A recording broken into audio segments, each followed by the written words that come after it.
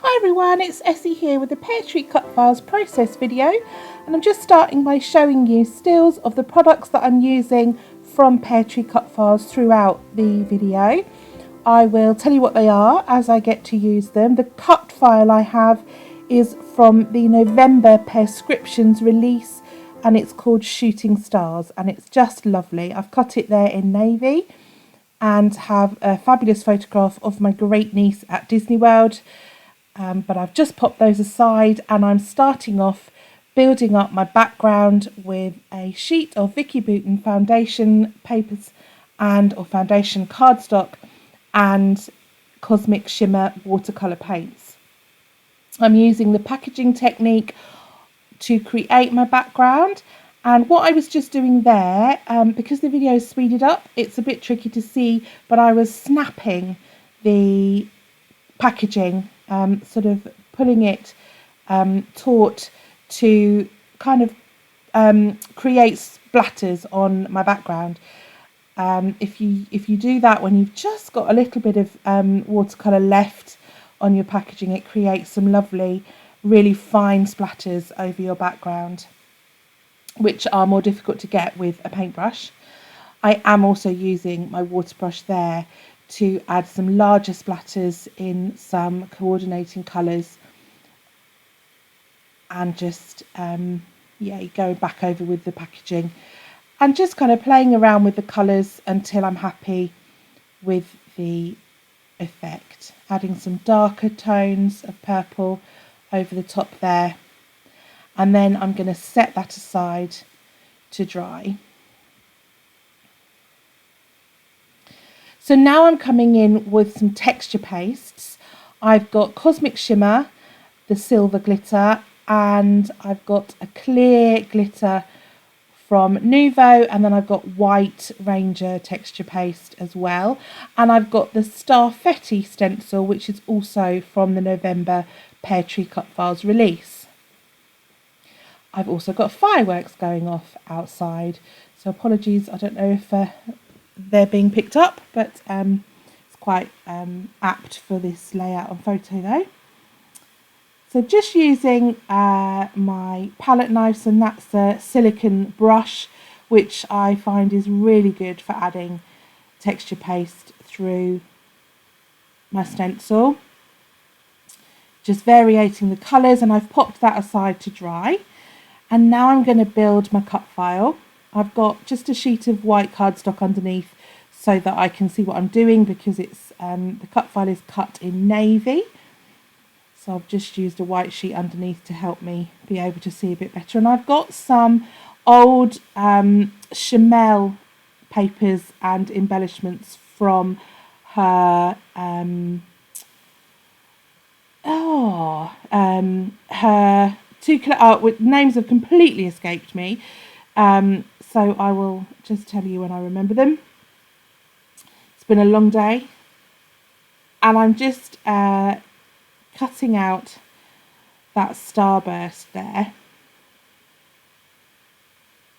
Oh, Head in the Clouds and Sparkle City, that's what they were. So I've got some bits and pieces left from both of those collections, and they work really well together, so I'm going to be using a bit of both. And I've got the negative star there from the biggest star from the cut file, and I'm using it to glue onto that piece of paper, which I've sort of drawn around and roughly cut out. This, I want to raise this up from the cut file rather than back it. So using that negative to stick it to creates another layer and gives it a bit of sturdiness, so that when I'm ready I can pop it on a piece of foam and it'll stand up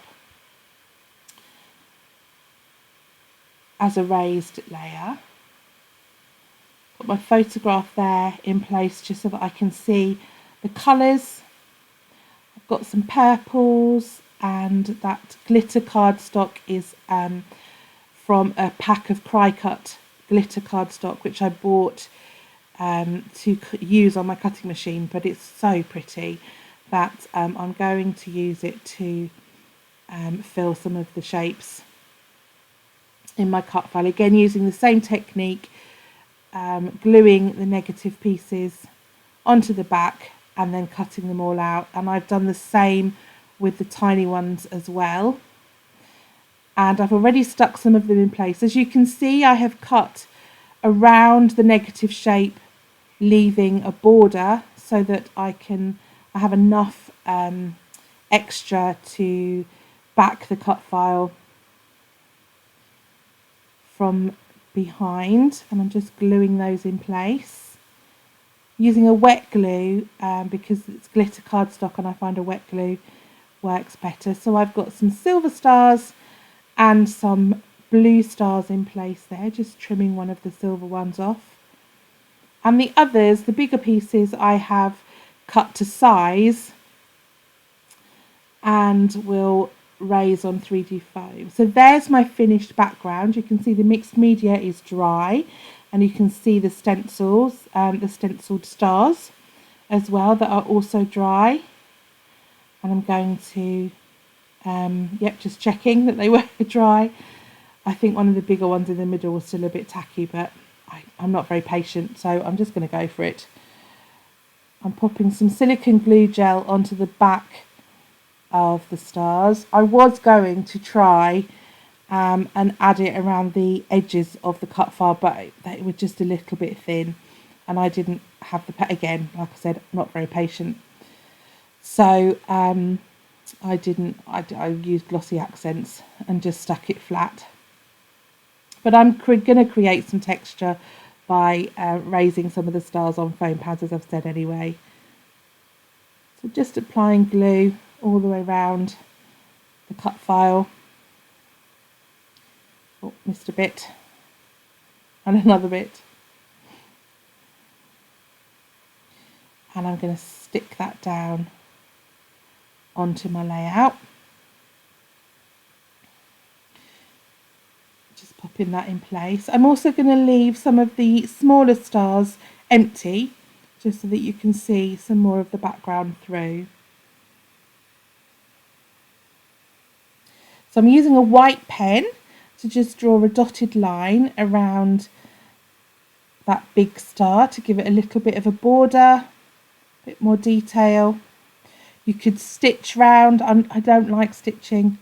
I'm not very patient. There's a bit of a theme here, isn't there? Stitching takes me quite a long time. I know some people find it quite therapeutic, but I don't. So although I love the way it looks, I have to be in the mood to add stitching. So I've just cheated and used a white gel pen. And now I'm going to raise that up by popping some foam pieces on the back. Just adding some glue and popping that in place. And then I'm going to do the same with the other pieces. I've got those all in my little tray beside me there, so I'm using silicone glue gel so that I can get some dimension onto all of the rest of the stars that I'm going to add in. Got some in a pale pink and then some more in a brighter pink. Just fiddling with where I want the photograph to go, lifting that star off so that I can position where I want things. I think I want to add some paper layers behind my photograph before I stick that down. Yeah, so I'm gonna stick. Oh, and I've got some of the I've just got some of the plain negatives as well, just some of the navy ones, just to bring in a bit more of the navy to balance out the colours. A couple of layers behind my photograph. I've got this purple and this bright pink. The purple is from the Chamel Head in the Clouds project pad. It's a beautiful, beautiful plum colour, and that's the last bit of it I had left. I should have gutted the middle of that out really, shouldn't I? So I'd save even a little bit more, but I didn't think of it at the time. And again, the glitter cardstock from Cricut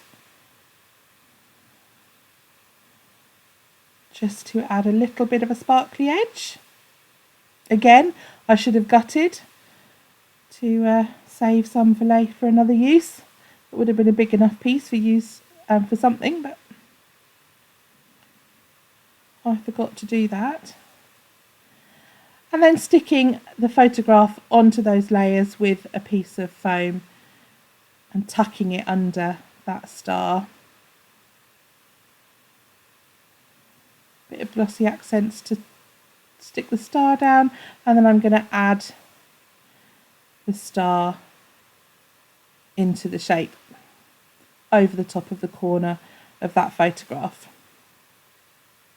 So there's my cut file in place, and now I can start with the embellishments. I've got, again, this is the Head in the Clouds. No, it's not, it's Sparkle City chipboard sheet. So using that big piece there as my title. I think it says above all else sparkle. Something, I think that's what it says. I've got some washi tape. I wanted to bring in a little bit of the navy down the bottom under the photograph to balance, because I've got the navy of the star and the navy of the chipboard piece. So tearing some washi tape up to add in, and I'm going to pop a bit above the chipboard piece as well.